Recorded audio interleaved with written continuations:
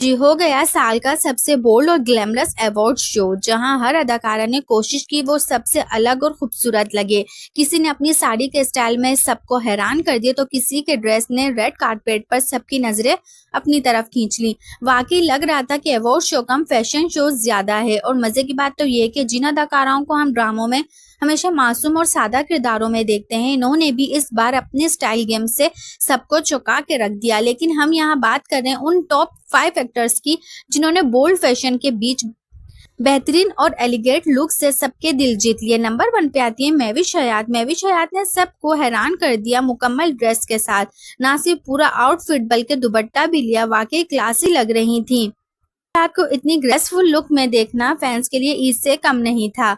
हानिया आमिर ने हमेशा की तरह अपनी चमकती मुस्कुराहट और स्टाइल से शो चुरा लिया। ड्रेस सिंपल मगर स्टाइलिश बहुत था, और हाँ, दुपट्टे की पट्टी गले में डालकर हानिया ने ट्रेडिशनल और मॉडर्न का लुक दिया, जबरदस्त लग रही थी।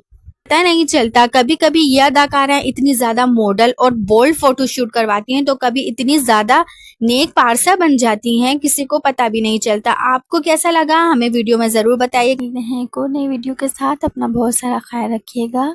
तब तक के लिए अल्लाह हाफिज।